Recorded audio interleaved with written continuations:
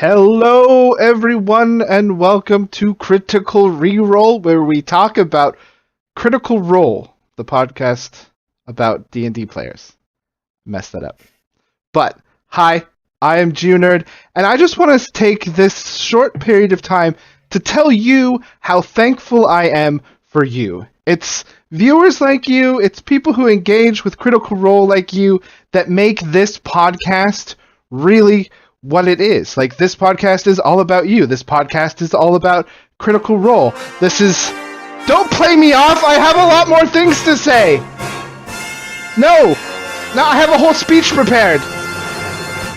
Fine, Kate.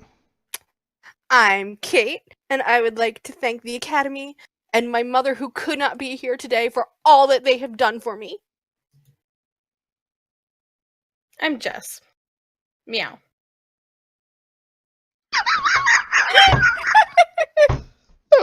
Okay, for anyone that's listening to the audio podcast, I just want to explain something. We're doing we're covering episode 52 tonight, in which Vox. Oh my god, I almost said Vox Machina. The Mighty Nine go into the City of Beasts, and these guys were like, "Hey, let's dress up for the episode tonight." And I was like, "Cool, yeah, that totally makes sense." And instead, apparently, they're dressing up for some event where humans give other humans tiny golden humans, and I don't know, that doesn't make sense to me. So I dressed up like a beast, and I feel like I'm the appropriately dressed one here. True. But I'm a sexy beast? Hi guys. Hi everyone.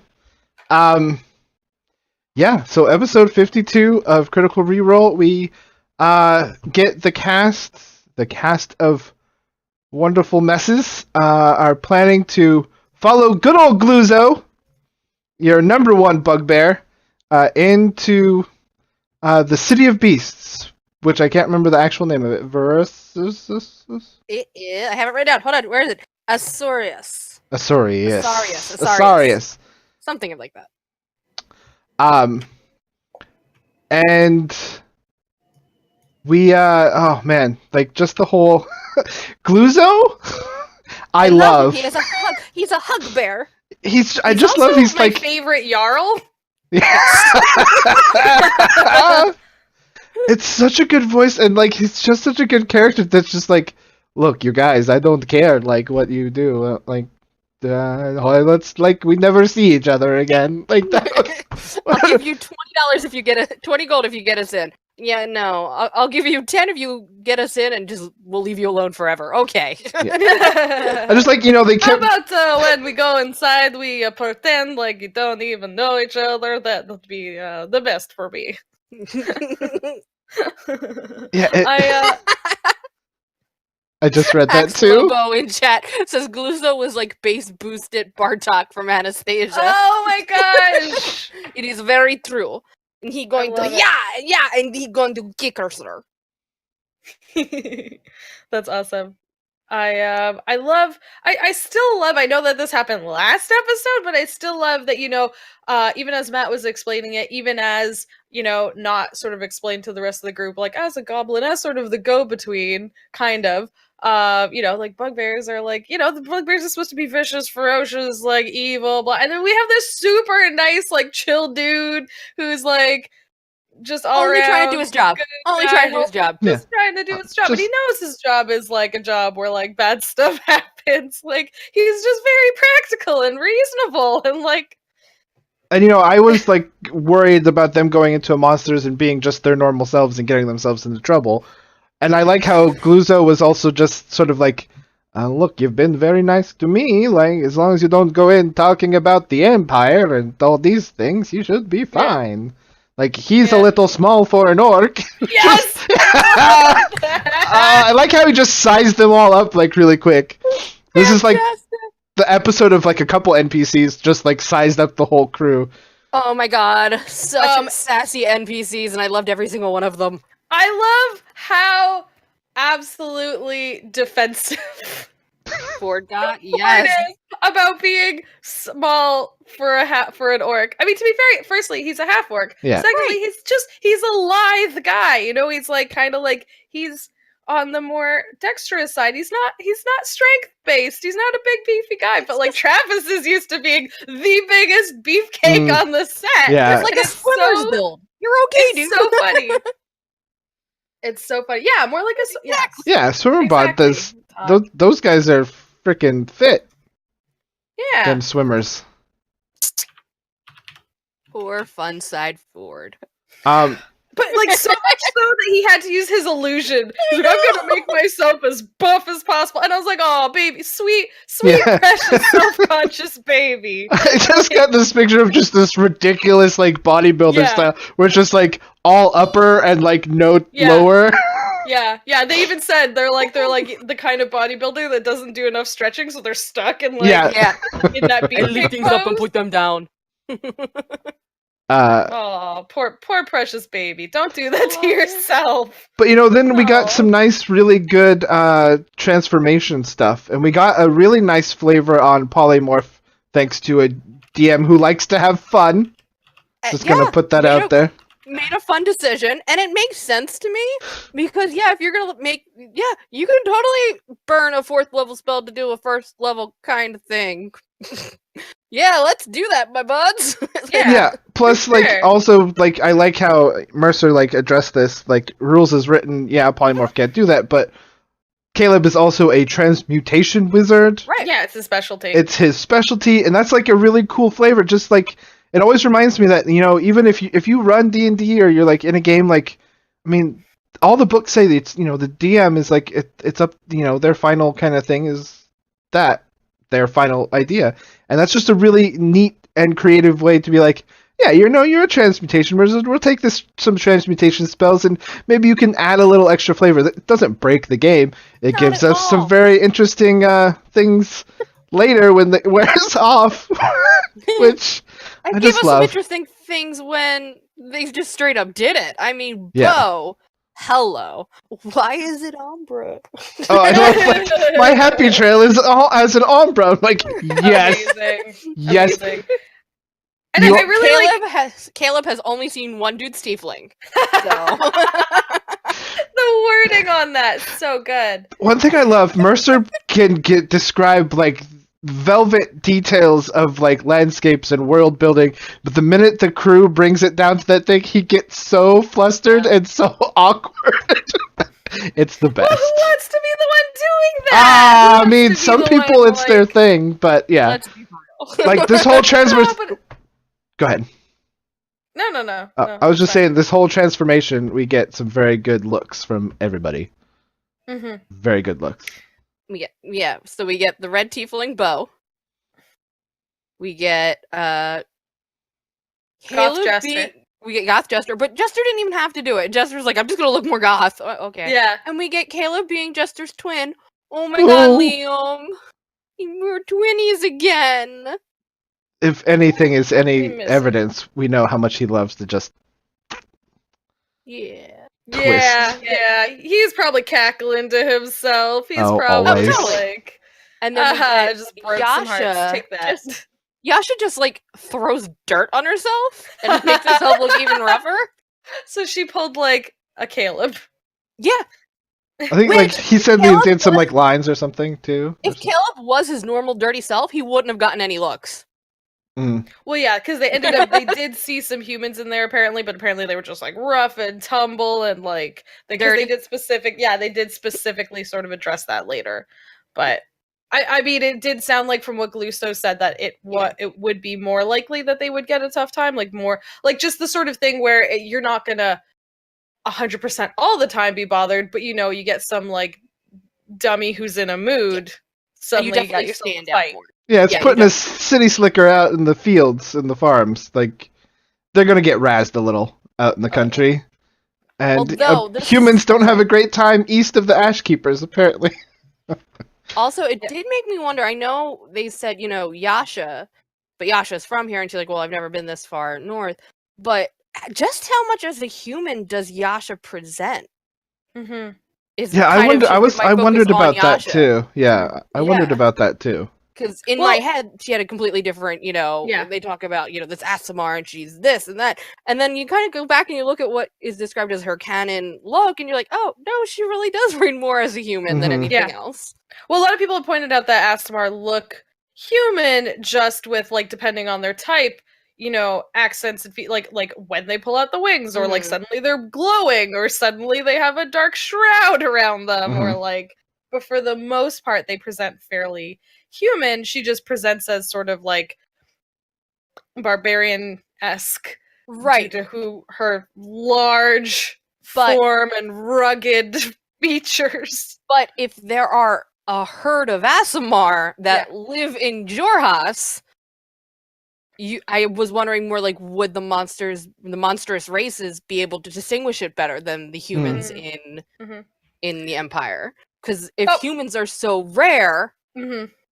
maybe I don't know. I don't know. I don't know that they're incredibly rare, but also we have no confirmation that Yasha's whole herd were Asmar. True. We don't have that as a confirmation. That is true. Yeah, and I think because of the herd backstory, my brain keeps forgetting that Yasha is an Asimar, and I keep thinking Goliath, like Yeah. in my head from Yeah. previous campaigns. So like, Barbarian. we don't know what that herd consists of, and if it's Yeah. more of like a 'Cause they- herd combined to survive Jorhas or something. Right. They could be a found family of like a variety of different people, or they could be, in fact, they could be anything, because there is still the theory out there that like Yasha's current form isn't her previous form. That is still, in theory, somewhat possible. And I don't know if she said what Zuela was. I forget Matt's description. He said something about a darker-haired figure, I think was the only thing we got, and I don't know if he's darker-haired humanoid, so I don't know if he was specified as if he specified her as being Asimar, human, or anything else. I was taking away from the monstrous races conversation. I was really concerned about the currency issue. And I'm kind of glad Matt addressed that. that was I was like, of... oh my god, are they walking in there with bags of money that were clearly minted in the Empire? Yeah. Like, here, do you want my gold that has King Bertrand Drendel's face on it? And that was how they were going to get caught. And that was played it off more. It's like, no, gold is gold. Yeah, but currency gets spread everywhere. They do much more barter here. Yeah. Too. Yeah, because it makes sense. So like, okay, so we're running now. We get into the city, and we get oh my god, the world building of just the city as they're approaching. My screen just went to sleep. Okay, just talking about I think the Kryn army was sort of like like some war bands of the Kryn army were like stationed outside, and we got these really great descriptions of these panther-like beasts. Yeah, the AT-AT beasts. Oh, whatever those things are, because I don't even know if those are like theirs. I think they're just like waste animals, like waste wandering things. I don't know. Well, because the first time we saw, because as they came into Jorhas the first time, Matt described one way in the distance, and they all kind of turned to Yasha, and they're like, "What the fuck is that?" And she's like, "Just stay away from it." But this time, as they got closer, they saw people riding on them. Oh, people were riding on the big ones? Yeah. Okay, yeah, I didn't. Because he fully described them sort of like rocking back and forth. Okay, I missed that. I missed that beast. part. Yeah. They're 20 foot across, shoulder to shoulder. They're over 30 feet high. They kind of hunch forward in like a gorilla forward arm walk. They're like, because I'm picturing like these like Motokun shaped. Because he said that the head was like in the chest, right? Or was and they're a little gorilla like with the arms kind of out front. Out front. So like they had no like real neck, so it was like sort of just like a rounded top, and then like the face was like with like multiple eyes. 4 red eyes, tusks. Oh, it's so. I love this thing. I want to know what they are. They're so cool.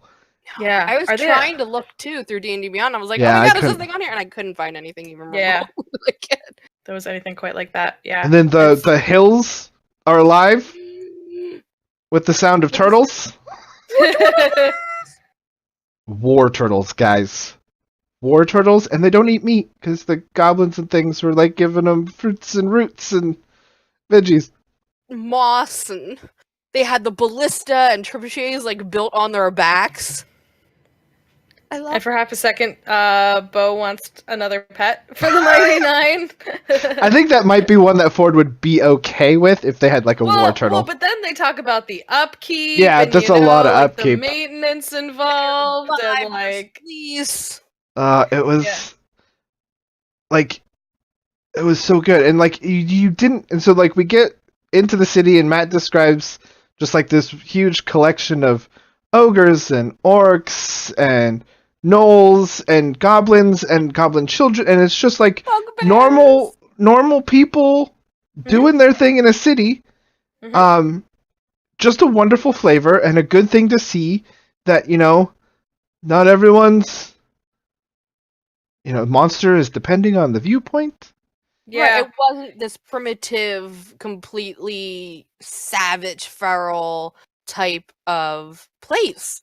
Because Nod had made a statement earlier on, like, no, they're not going to have books in Monster Town or anything. It's like, yeah, buddy. I'm so happy that is.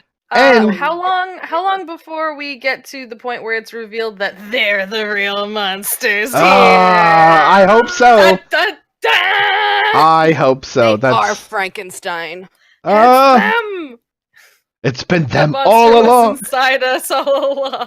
The campaign just ends like, are we the bad guys? Yes. And the other thing they had like asked about was like, does it look like? First, they saw some humans that looked pretty ragged, and we kind of addressed that. Like, just a hard life living as a human in a monster town, considering the war between the Empire and Xhorhas. And it just looked like the Kryn were there, not in an occupying sort of way. Like you get this idea of like the Kryn. We don't really know much about them, and we get to see a little bit more of flavoring in this. That they're just like a normal society doing a war, and that's really cool because like a lot of people just like, especially like the default Drow are very like into slavery and all these like horrible things. But this was like a fun, like they're not, we don't really know yet, but they like what we get is just like, yeah, these are just like normal. They're just using this town as a base of operations because it's. We did skip something though. Oh, what did we skip? With our bugbear friend. And so when we get into the town, Not makes a point of trying to look around to see if anyone is wearing the same religious symbol. Right. Yep. The Luxon. I forgot about the Luxon. I had big, like, it's huge in my notes. I'm like, how did I skip Yeah. that? Yeah, Same. the Luxon. So Jester week before had done a check on him and noticed a symbol, and we saw Laura get very excited, but we didn't get what the whisper was until this week, where she's like, I want to go ask him. I want to go talk to him. Matt's like, sure. And it turns out he is wearing this little brass frame kind of wire-worky dodecahedron that he refers to as the Luxon. This is not the first time we've heard of the Luxon. Caleb, back in Zadash, had done some research, and in his research found a book that described, the history of Dustin, you're beautiful. For those who can't see, Dustin is now wearing a tinfoil hat, as we have reached that portion of the episode. So Caleb found a book on the Luxon. The Cobalt Soul mentions nothing about beacons or reincarnation, but their knowledge does mention something new and dangerous as far as they're concerned, called the Luxon. Beak spoke of the Luxon as a false god, and that Xhorhas seeks to bring all races under its burning banner. The Drow who follow the Luxon have rallied to the surface in the ruins of Gorhardranus, casting the skies above in eternal midnight and indoctrinating the local beastmen and terrors of Xhorhas Waste into the worship of the Luxon. But now that we're here, it seems so different. Like, this sounds, now that you're like reading that out from what we heard from the books in the Empire, it sounds like such propaganda. Like, Yep. It sounds like such intentional changing of the story and changing of history. Because when we talk to Gluso, he's so like sweet and happy about it. He's like, oh, it's the light. We all just celebrate the light. And Yeah. it's nice to think that we could be united, like that we are, like under the roof of the light. We're all together. We're all equal. It's all cool. And also, as someone in my line of work, which is kind of dangerous, it's nice to think that I might possibly be able to be what? Not Reincarnated. reincarnated someday. That's a pleasant thought for me. Yeah, he Like- specifically says, they believe that the Luxon was the first original god of Exandria, and that if you stay pious, you can be reborn. And here we have another connection as I take a red wire around the word reborn and tie it back to the center of my conspiracy theory is just the shape of a dodecahedron. Mhm. It's another connection to the dodecahedron talking about being reborn, multiple lives, and we even get that when we meet the wonderful Sunbreaker. Later,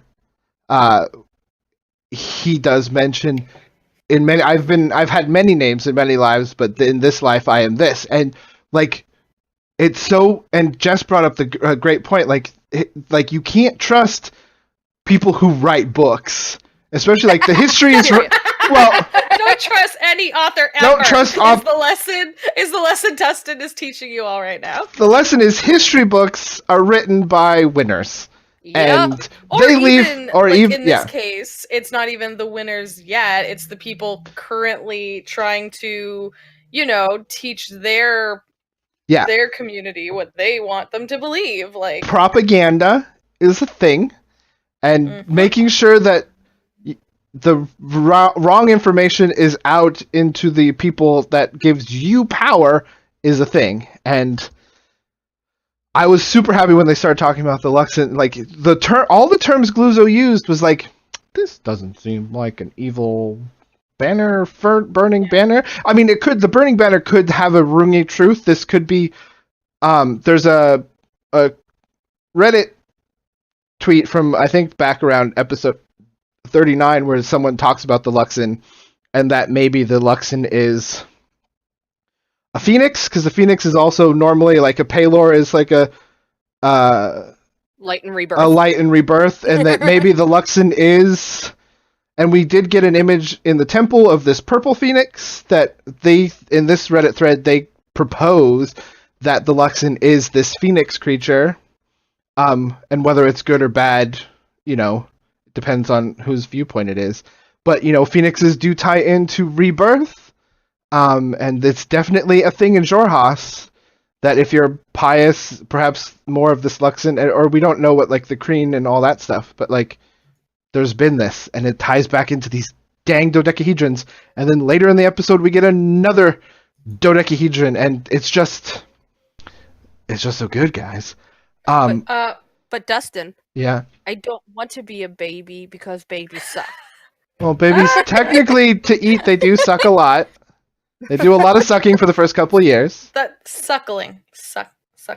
Well, they make a sucking Bo sound. really doesn't want to be a baby again, you guys. Like I just love how they start going on wild things like, well, does that mean we turn into a baby again? Or like, how does this work? Shit.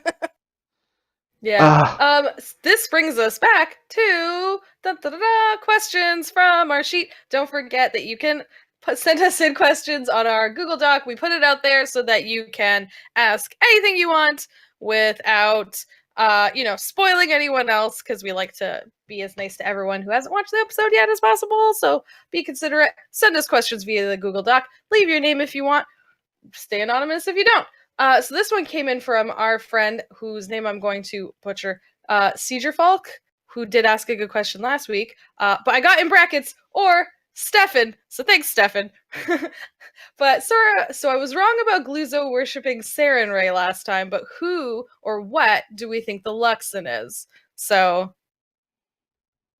Dustin, is that what you're Oh, that's I thank you for that wonderful question.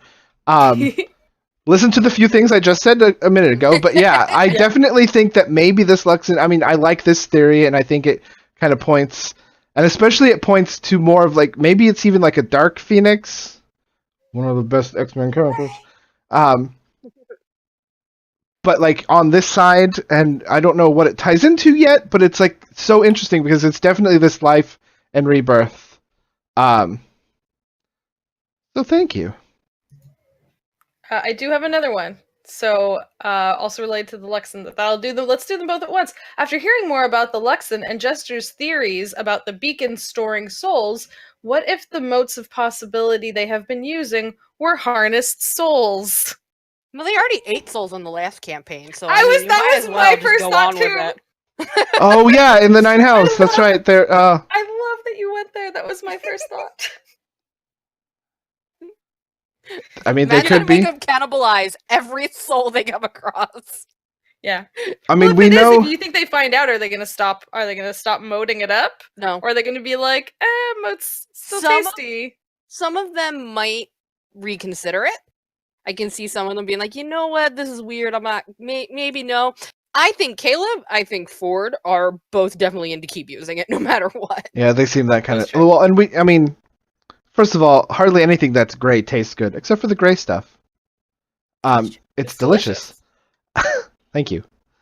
That's exactly what I was hoping for. But we know that Matt has sort of described when they look in their dodecahedron that they like a mote of possibility. He's called it, which is interesting, like because we don't really know like where that comes from, and we know when Caleb has looked at it, he's seen like lines of directions, choices that he could make, and maybe it's like, what if it's like his own soul? This is like these multiple possibilities, right? It could be, I don't know. I don't want to get multiverse, but we did get a tweet today, or not a tweet, but not this last episode, but the one before it, where Matt had talked about the flavor of those Kryn warriors they had fought. That he does really love like metaphysics and stuff like that. So he could be going for like some weird magic multiverse. Who knows?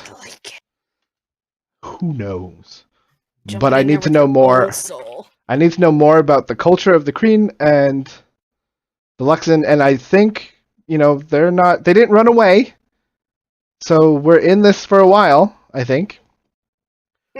But we do get, I'm going to tie this in, so bear with me. I love the city. It has a very Mos Eisley feel to it. Just this wonderful mix of just all these different races. Doing sometimes a little wild, but I love that it's like a bartering, because it makes sense that a lot of these aren't going to have like money and things like that. It's like doing things for other people.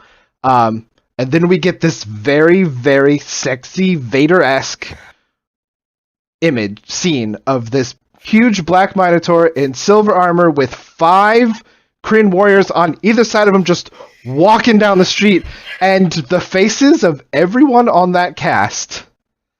It was just like they all of a sudden were in a desert and they were so thirsty. The thirst was palpable. Because I mean, I love Minotaurs a lot. Sexy beast. But what do we think? The first I think one of the first things I ever flirted with was a Minotaur. That does not surprise me.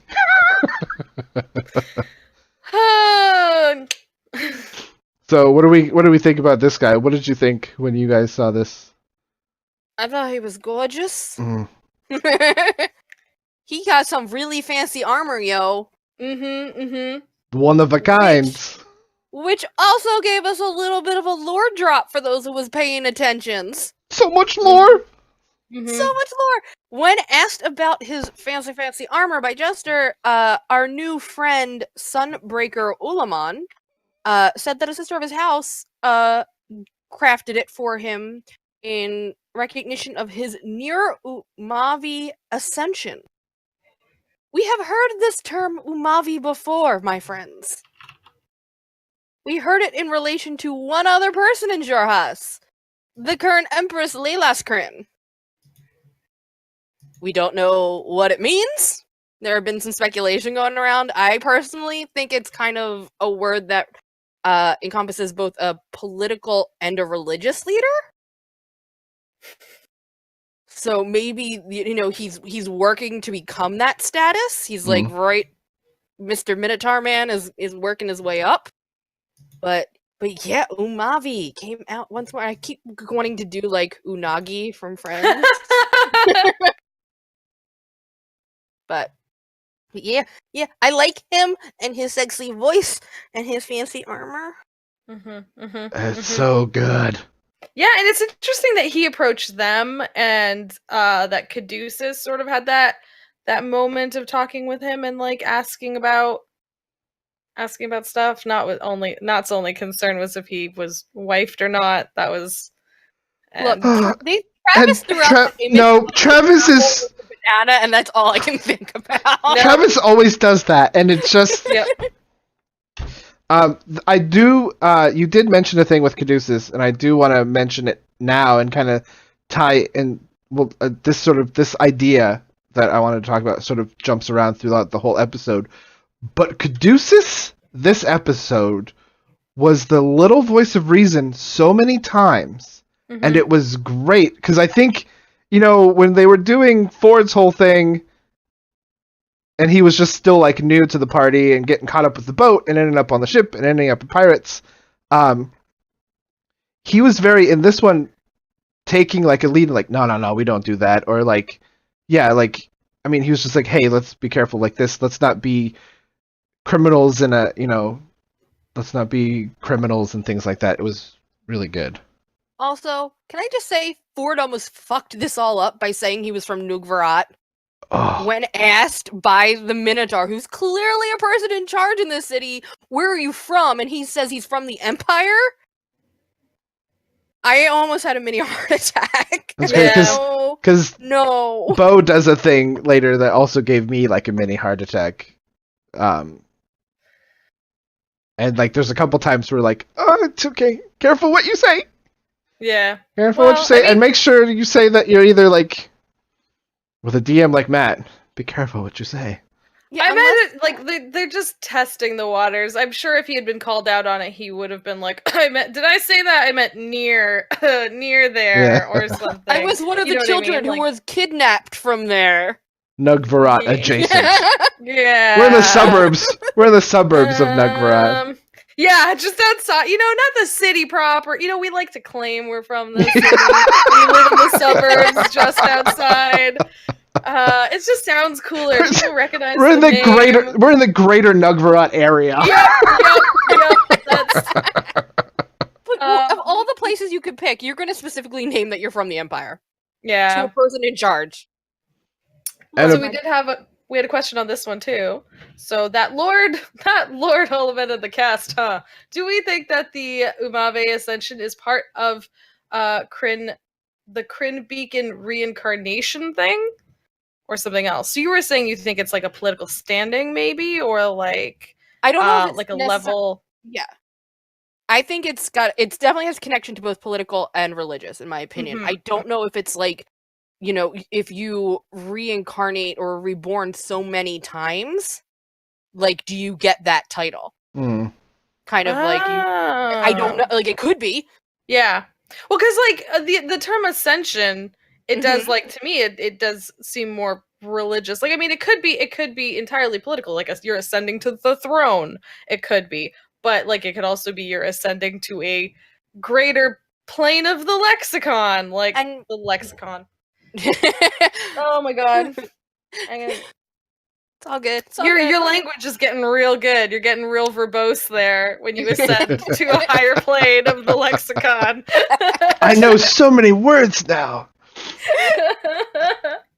But oh boy, is it connected in that sense? Like, you can only get higher governor stations by reincarnating. Yeah, like, I was gonna say the same thing. You're too new of a soul. You gotta wait 3 more times until we put you in a position of power. Yeah, and because it was a point of importance saying how old the Empress was. They called her. They said she was like years or something. Yeah, they said she was like this old, which didn't even have to be physically relevant. It could be what they consider the age of her soul. So like you're saying, that could be so. Or if each time you're reborn, you live longer too. Like, there's so many possibilities, and I cannot wait for more of that lore drop. This whole, and I do want to point out a really quick thing that Axe Lobo had said a few things that was a really good point. In that all that we've seen of the dodecahedron and how the Empire uses it as a weapon, and all it's ever been, now that we know how many other references there have been on this side, it's only ever been a religious icon and talked about in those kind of forms. But I thought that was like a good point. Mm-hmm.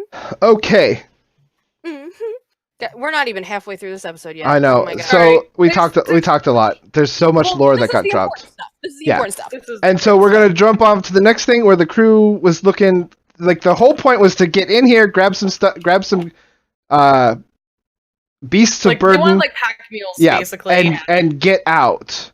And so they go and they find Zorth's pits, and we get introduced to a armless goblin who's in his 20s, which is old for a goblin. And once again, Matt instantly creates a character that you just love. And that impresses the hell out of the cast. Like, the fact that Matt can keep pulling out Yep. these voices and Every these single- characterizations and surprising this crew in particular, who this is their job to do this kind of stuff. Oh, baby. And we get more jump. Oh shit! What the heck are those things called? These weird cat skull, fish-eyed. The Swamp Panthers. Yeah, the Yeah, Swamp Panthers. More More- leapers, bounders, more bounder, More more bounders, bounders. yeah. Yeah. Which is like a cool new creature we haven't seen. I was really digging that. And so they're expensive, and I like how instantly Zorth has sized them all up again, being like, I sell things. I don't think you guys are really up to snuff. Like, but Don't tell think you me, have that money. yeah, but tell me, which they didn't. And we find out they're like 500 a piece. I love that Not didn't realize they didn't have enough money, and she was totally like, yeah, we can afford this. Because in the past, they have had Yeah, tons and tons and tons of money, but they've also spent Yeah. tons and tons and tons of money. So, it comes and it goes real fast with this group. yeah, and so they're like, well, maybe we can buy 3. It looks like these beasts can hold a couple people depending on size. 3 if there's not is involved. But they work out a deal with Zorth, and it turns out Zorth has a little bit of a problem in that one of his breeding pits seems to have been taken over by something and was eating the babies, and he just sort of sealed it up, and he said, I could give you a deal if you take care of this, because this is D&D, and this is a bartering city. Like, things are happening, like, tit for tat, like, you do this for me, we'll see about getting you these 3 for deals. I do like that they are level 8 and still dealing with rats in the basement quest. Ah, so good. Yeah, I know. The fact that Welcome that came to up, a and pretty new much, town. Your very Yeah. first quest is rats in a basement. yeah, and pretty much the second they came up, I think a lot of people were like, wait, are they special kind of rats? Are they cranium rats? Are they like swarms of rats? But like, they're rats. Rodents it's of just- unusual size. Yeah. It's just just swarms of rats. And we're gonna kind of gloss over the battle because it was just another battle. These things were really cool and a little dangerous though with their poisony venom. Because there were more than rats down there, as we find out. Surprise. We Shusuvras? I can't say it. Shusuvos, or yeah, Shusuvas? Shusuvas, which are basically like Big puppies with stingers. scorpion wolves, as King Sun do. Shusuva. And it turns out that they are actually from the Abyss. And if you read the kind of lore on them, they are beings that are sort of like, if there's ever like a big victory, they're tied with Yinagao. I can never say his name right, but the Knoll god, right? They're a null gift. Yeah, They are and they're gifted sort of like a gift and a victory, and you get these weird scorpion puppies. Here, have a Scorpio puppy. Yeah, if you're a fancy upper crust like null general or something, and you do a good round of murders, your god might gift you with some of these scorpion Stingy pups. Stingy Yeah, butt some of pups. these sting pups. Stingy butt pups. Yep. And these so sting butt pups. the crew gets their way through. They kill one, and then find out that there's one, there's two more. We end up getting some stuns and some incapacitates from some of these venom stingers because this venom doesn't play around. But they do beat it, and then in the back corner of this cave, there's a flexible gateway, Mm-hmm. shaped like the cast would assume it's shaped, because let's face it, these boys and girls are dirty. But it's a portal to a not nice place. The Abyss. Smells like some brimstone. It's not a great place, but they do. I like this was. I wasn't expecting this.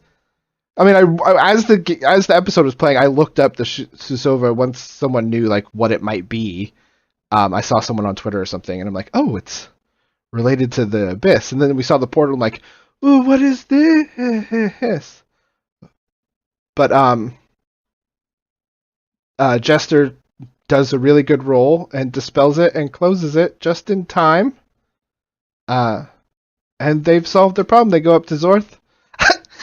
I don't know about you guys, but when Zorth says, well, of course I'm going to go take a look on it, and Matt just had him go down there by himself and just scream back, oh, there's one! Oh, there's another one! Oh, how many were they? Like, I love this goblin so Yeah, I love how impressed he was with them, and so they're like, oh, you're so impressed, how about you take more off? No, we had a deal, but wow, look at all you did! Thanks! like, we closed the thing, like, that was nice of me, like, oh, it's that just... wasn't in our original agreement, but you did it anyway, and I appreciate it. Like, I love that. And I like that, like, Caleb's still trying to, like, blackmail. Yeah, the whole Laura time out I'm of just this- like, shut this up. I know, and then Jester's like, no, I don't mind closing evil portals for, like, you know, for the greater good, because she's a sweetie.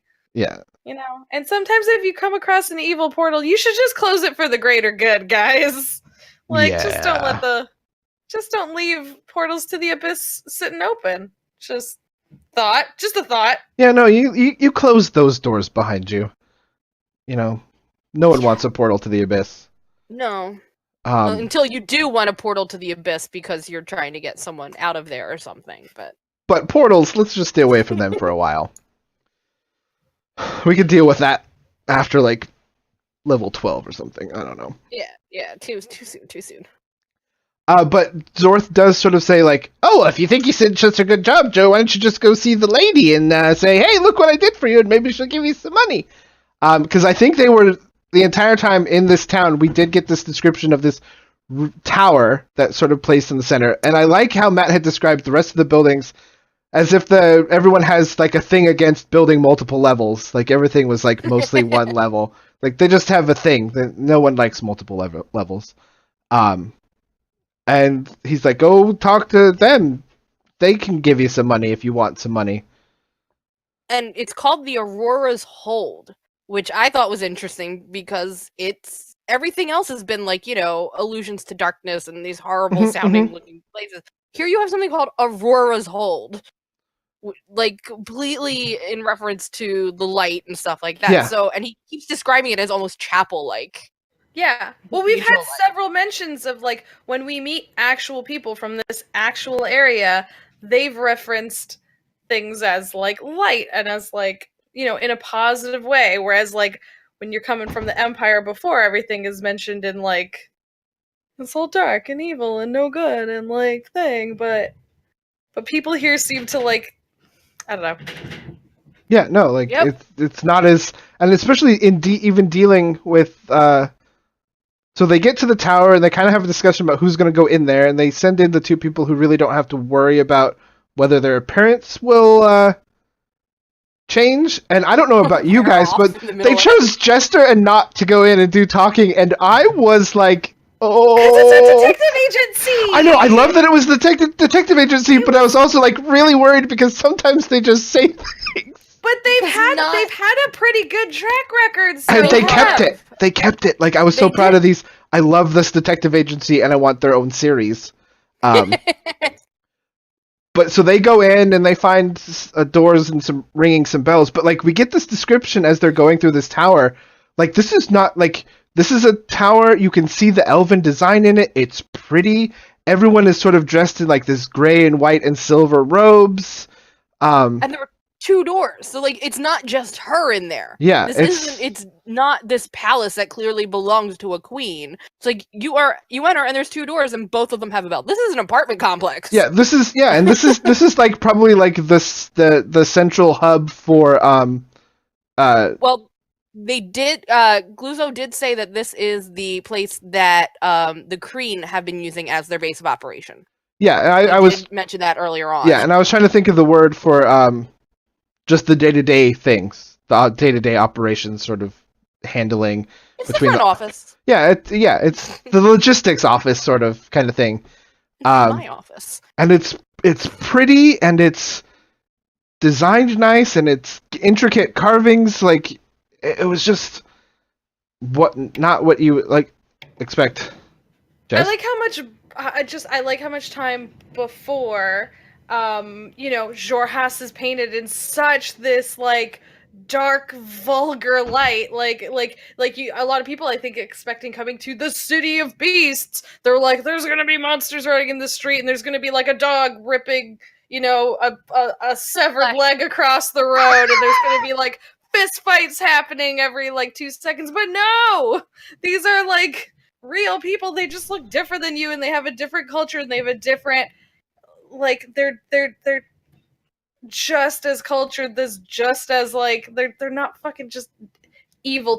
They're not all eating each other. Other is to be lazy and make excuses so that you don't have to like think about it. It's just easy, and like, it's not me, it's not us, it's evil, therefore we can separate it. But like there's been so many, like, the architecture, the kinds of currency, the people, the religion, it's different but just as good, if not better, in some ways. Like, and Sundu brings up, like, and not the stereotypical spider and web motif for the drow. Because they also pointed out earlier, like, Caleb specifically said, like, they, like, oh well, some drow previously worshipped to Loth, and these guys don't do that, and not as convinced it's just because the name Loth is dumb, and not because these guys have found something better to worship. Yeah, and we've gotten those pieces of like drow history where there was this madness that is sort of running through, but like there was some chained oblivion. There was some change up in like worshiping as and all this stuff, and it's cool to see all this different stuff. And so they go in and they do some talking, which they meet the lady. What was her name? Zeth. I should write these names. Zethris. Zethris, that's right. The lady Zethris. And she's very open to the discussion. She kind of, you could tell, like, through the course, she gets a little, like, irritated. Like, not really, like, what are you guys doing? I do like when they said, oh, we have some other people. And she's, oh, that makes more sense now. Yes. Because, like, these two closing a gate by themselves, she was very skeptical about. But when they mentioned that they had found something that would interest her, and they talked about this gate and that they had closed it, she came out and said, yeah, I'm worried about these sort of things. Like, we have had reports of lost sleep and bad dreams among people. We think that there's unusual demonic activity specifically here in the city. And that worried them. And I thought that was interesting. I don't know what theories you guys had about what's going on with demons coming into it. My thought now is, talking about when the drow went underground the first time after the calamity, or before the calamity, sorry. Well, now I'm forgetting my history of Exandria. Drow went underground because of that's when the Spider Queen took them underground. And then they were going crazy down there because they were close to the relics of the Chained Oblivion. Yeah. So I'm wondering if we've been talking all this time about the Elder Gods and these Primordial Gods and all these guys from before kind of surging back, and there has been a lot of talk about the Chained Oblivion and the Crawling King and things like that. Is somehow this affecting that area again? Mm-hmm. Because after last campaign, spoiler alert, my friends who have not finished the last campaign, the only other time that the banishing, the rite of banishing, has ever been used before Vecna was on the Chained Oblivion. So I don't know if whatever happened with Vecna has affected the spell on Chained Oblivion, and now here you go. The drow are now being driven crazy again. Oh. Yeah, like this. I like that there's, and there may even be more going on to this. I mean, it's Mercer. There's always more going on, but there may be even the war may just be a red herring. Like, there may Yeah. be darker things at work controlling both sides. Like, They are going to have to team up to kill the White Walkers. the Dark Walkers. The Dark Walkers have come for us. I Coming. this is kind of, it was more at the end of the battle, but kind of since you were talking about how Lady Zethris was talking about how they've been getting those, people not sleeping and like sort of weird stuff happening. There was a question on the Google Doc. Don't forget to send in your questions, guys. Okay, so Demon Dogs seems to be Shuvas. I'm not going to pronounce it right. Normally associated with Yanaghu. Also not going to pronounce it right. And Knowles, possibly secret cult or cultist spreading the Raving One's influence. Do you think it's a cult thing, or do you think it's? I don't think it's. Yeah, a cult I don't think thing. so either. Well, I've only like read through the expansion that was in the underground dealing with the madness. What was that one? D&D. Oh, I don't know. I don't remember the name. I was of going it. off the Exandrian version of history. I know, but like it seems like Mercer kind of takes like little pieces from that kind of stuff. And we know that there's the madness deep down in the abyss kind of radiates out, and we know that the Chained Oblivion is Matt's version of like the madness god and things like that. The Razadun. I think it's more. I don't think it's a cult thing, but I think it's definitely.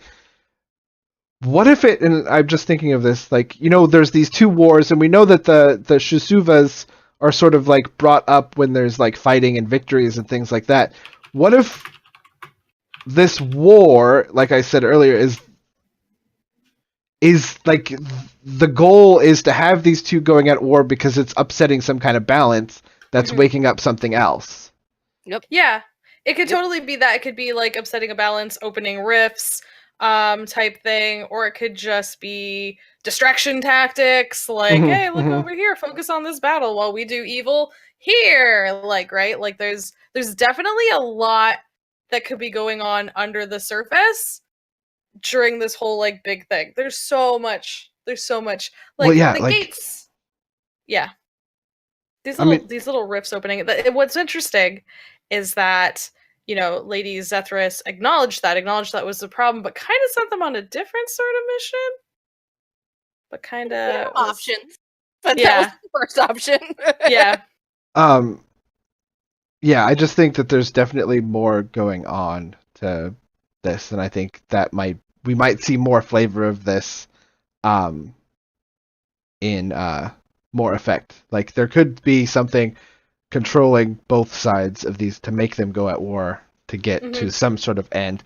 But she does thank them for closing the rift and saying that, with the war going on, there's not a lot of people here to help deal with issues in town, and that, any help they can get is good. And she offers them 2 quests.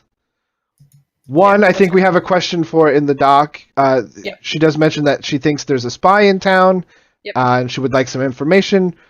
More gold for bringing them back alive, less gold for bringing them back dead, which I thought is a very interesting thing for these people who aren't from here.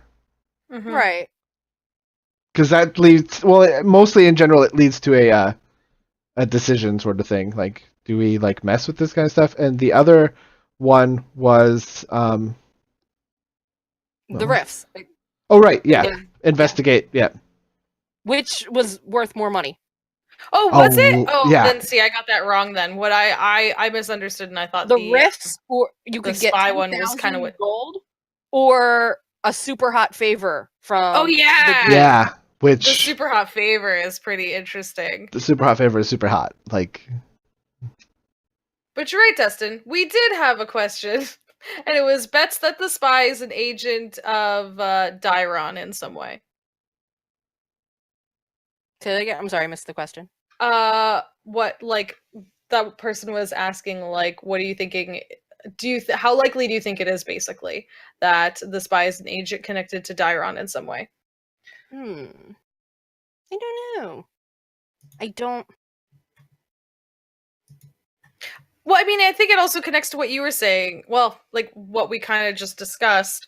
That there's a few things, like there's a lot of stuff that could be happening, like underneath and alongside this war. Mhm. Like there could be so many agents from the Empire who are like staging things or like causing Yeah. additional like, right? Like, Yeah, I you have would to think keep it- there would be spies being. I mean, they clearly already had rangers in the area. Oh scoping yeah, things and there's out. got to be spies on the other side too. Like, I mean, Oh, that's how yeah. war works, right? Yeah. Ooh. Oh, I know I was Axel. gonna say Axel in chat brought up some good stuff. They said Vincent, Dyron, and Blakeguard recovering. Oh wait, oh my god, what if the spy is Astrid, who is oh my god, that would be like messed up for our character for the Mighty Nine. Oh God. Astrid, it would be an interesting way to reunite them. That would be But an I interesting way, actually. That thought did not pass my mind about Astrid. Oh yeah, we don't know what the Cerberus Assembly's dealing like in the Because- spy game, or we know that they want to use this kind of. They're using Jorhasian stuff or trying to experiment on Right. it, but And I don't think they would send Trent's proteges Yeah.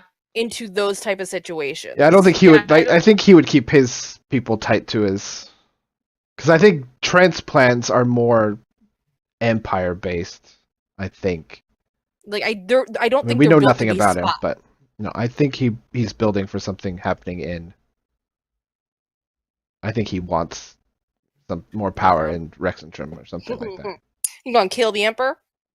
Ooh, Angela- okay, John Allenson brought up a good point. Like, the spy is probably not human. No, Like, just because we've already seen like the only humans in this society have been rather low rung, and if you want to be a spy, you want to be in the upper crust. You're going to be something that fits in a little better. So that does make sense. That's not necessarily human. And then FMA pointed out maybe the Sunbreaker is the spy. Ooh, Spicy stuff happening in chat, guys. you guys are really on fire Yeah, tonight. I chat like is, it. like sizzling. Spies right a now. changeling. Ooh, a would be cool. changeling We would have be not cool, come too. across too many changelings, if any. Mhm. I That'd don't be fun. think. That'd be a lot of fun. And we know that they're That we out know like of. in the official kind of D&D stuff. Oh yeah, That would I be mean, we really could've- cool. we could have run across changelings and we just don't know it.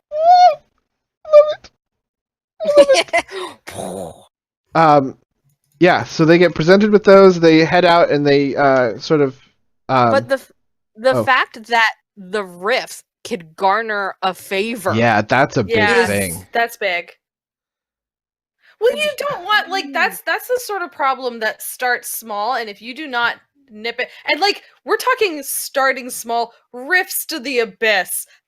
That's already Yeah, too that's- big Yeah. of a small. If it's gonna get bigger and worse than that, you stop it now. Like that is something that is worth a big, like, and that's the sort of thing where like someone who does that, you get a thank you from the high ups. Like, Yeah.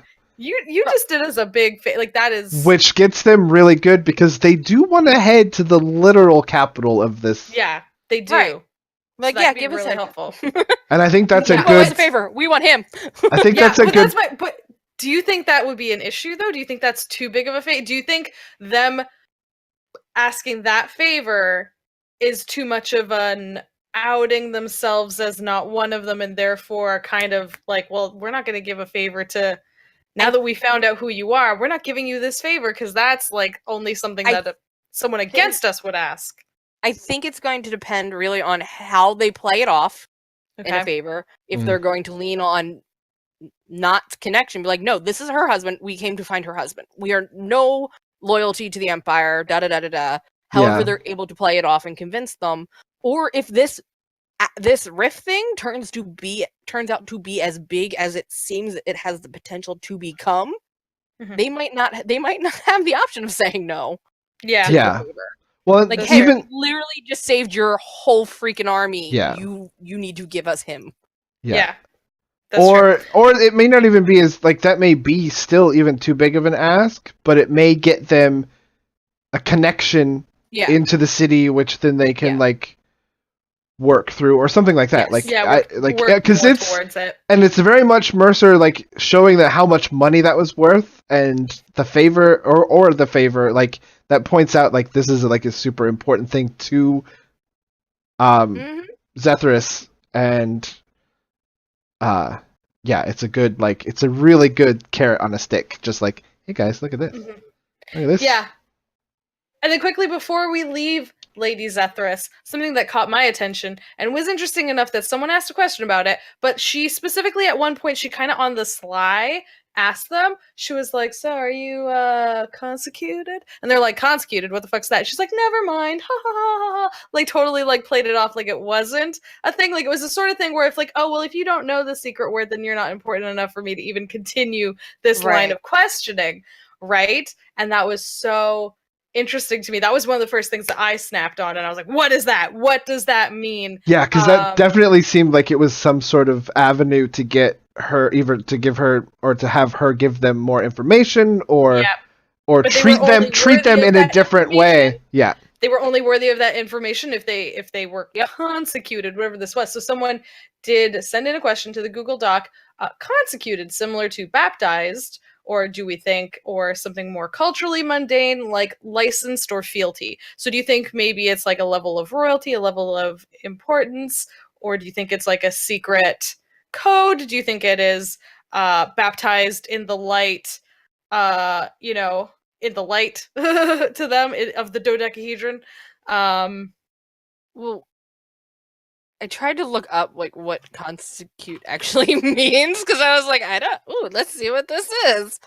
And it's just to a word. follow closely or endeavor to overtake and pursue.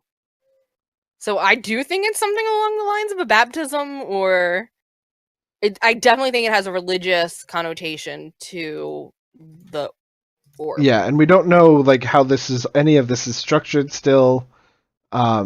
But we know that I think it's something along the lines of like you pledge yourself into either to the dodecahedron, or you're like part of like maybe there's multiple families or factions, or amongst the upper crust, whatever. It's interesting, and that was a very interesting thing because it was a word we've never heard before. It seemed to hold like a lot of importance because you got the feeling like if they had said yes, there was more open. There would be more of a different relationship between Zethris and anyone that might be consecuted. Yeah. Again, they're in like a cathedral. We saw a dodecahedron sitting on an altar. Yeah, right. This is the other place we see it. It was more of like an art piece, but it was definitely a dodecahedron art piece, and like this is an important symbol to the Kryn. And goodness gracious, I just love the mystery of this. I love that we're on this side now. I didn't expect us to be here so soon. But now we're getting all of this wonderful information, and we're seeing things in a different light on this side of the mountains, and it's so good. I'm so excited. I love all of this, and I want more of it, please.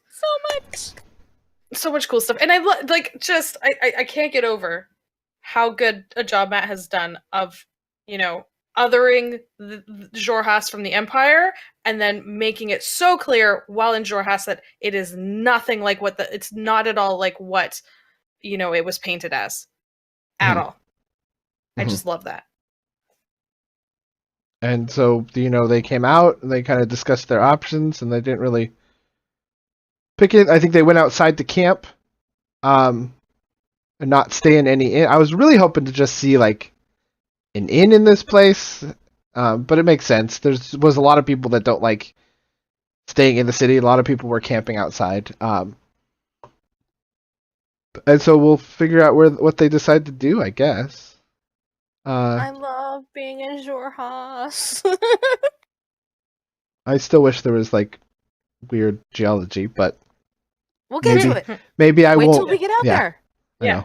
We've been to one city, Dusty. Yeah. One city. I know, and like we know that there's wastes, but I just love the idea of like little towns. It's very Wild West kind of feeling, and I've always kind of liked not the reality of the Wild West because it was not a pretty thing, but that sort of like there's danger, but then there's like people trying to like hold on to some sort of civilizations and culture amidst like really bad places, and I love that. I love that these beasts are just trying to do their own life over And I here. wonder if it's going to get more quote unquote civilized and more metropolitan the closer they get to. Yeah, Yeah, very the closer they get interesting to the to see. city for sure. And we know that this whole place was once like the main home for all the Deceiver gods before everything was locked away. And so, like, what is holding root in the depths of Xhorhas, and what is controlling?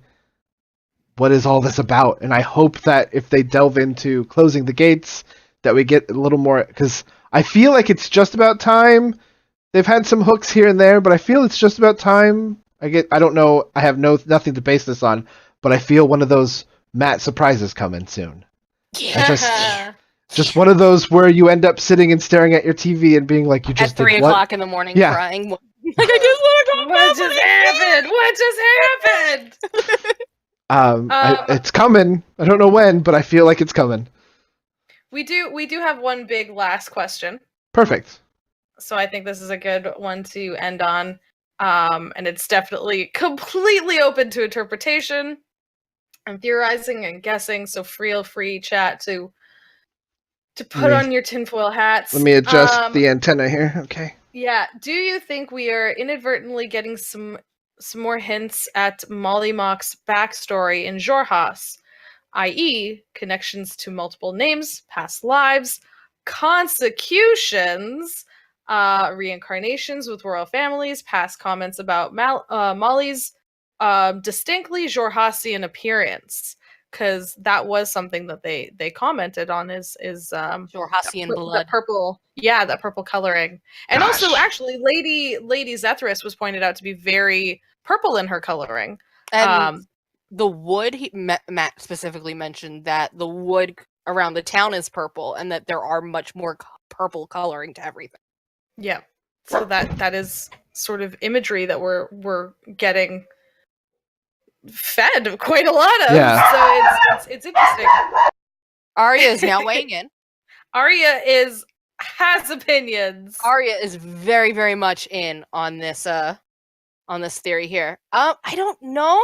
I mean, there's just so much to Molly we didn't get a chance to see or find out. But we do know Molly came back to life. We do know this is part and of we know it Molly's had story. something to do with a book and a job that him and his crew on, and I really wish they had talked to that Tabaxi more after. Just but tell him the truth.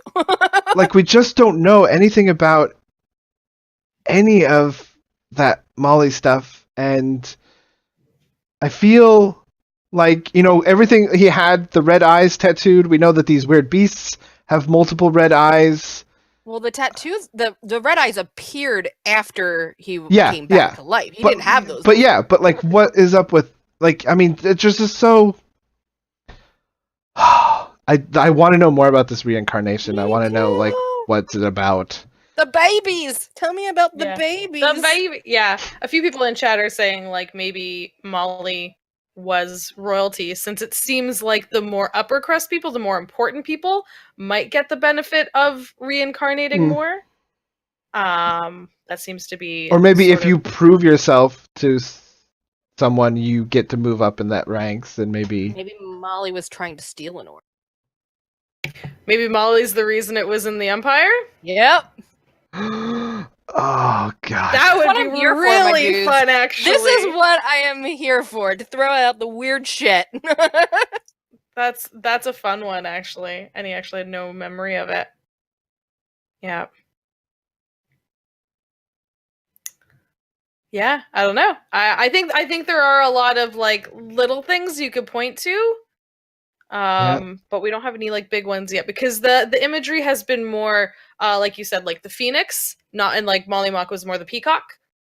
You know what I mean? If we had some more of those tattoos, that was like, but he did have the pyramids, the eyes, that purple coloring that was very distinctly Xhorhasian. We have reincarnation, which we do hear a lot of here.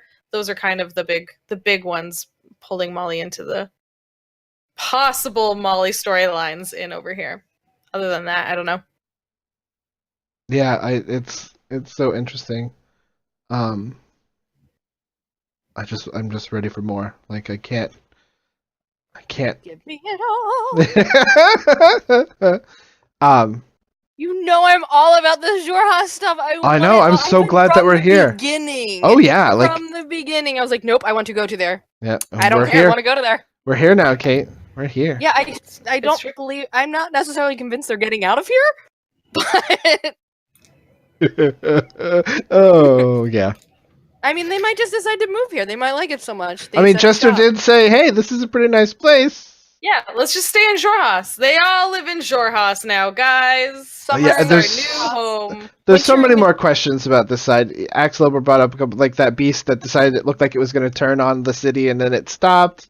They played like a horn or something. Like, there's so many things about Zrohas that we just don't understand yet, and I'm ready to delve I'm all here for into it. it. And you know you'll hear from Kate anytime we get new information. Kate is our resident Zrohasian archaeologist, or anthropologist, rather. Historian. I'm Yeah. like Evie, but for You're the Zrohasian cultural anthropologist / historian. I like it. My new official title. I love it. All right. I think unless there's anything else, you guys, I think we covered pretty much No, I think everything. that's good. I think we did quite a lot of theorizing. We in did this a lot of Yeah. theorizing this episode, but it's I mean Answered it's a lot of balanced. questions. We're just We asked getting the several first. more. Yep. We're at that buffet Yes. table. We're just taking the first couple plates. There's a lot more to Oh to my pull god, so from. much more. But just a reminder that from now on, Critical Role's channel is the place to catch the episodes and to catch the VODs. Not Geek and Sunder, you're going to be going to Critical Role's Twitch channel. Just a reminder, friends. Thank you. I forgot to say that at the top of the episode. You're the All best. good. Um. I am. Yeah. So see us next week. Remember that we have a forum. Follow us on Twitter at Critical Reroll. We ask us anything if you want. Come to... hang out on the Twitch Sunday nights at 9 p.m. EST to be part of it live Yeah, and and we're see our hilarious in-person gags, physical gags that you don't get to see on the audio podcast. yeah. If you're listening to guys. this audio podcast, I mean, you are missing out on just our dumbness and silliness on this side, where we just sometimes do visual gags. But Kate is doing some really good poses right now, so Yep, you really know, good. definitely don't miss out. We're here every week. We engage with you. We engage with you online. Send us all your questions. I have been at GeoNerd. My dog is really excited about whatever's going on outside, and I hope it's not a Zuva from the abyss. Vuvuzela. A Vuvuzela. A stingy butt pup. A stingy butt pup. Yeah. I am Kate. You can follow me at CMonster on Twitter and Twitch. And I love Jorhas, you guys. I'm Jess. You can follow me at go_JAG on Twitch and Twitter. And I think you're awesome. Stay that way. All right, guys. Bye. Thank you. Bye. Thanks for being here. You're awesome. Bye. My friends. See you later. I love you. My gosh, Arya, calm down. She is whining. Yeah, she is. She's going nuts.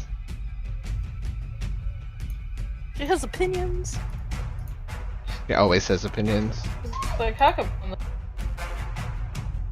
I like scratched an itch on my leg halfway through this and it started bleeding. Oh no!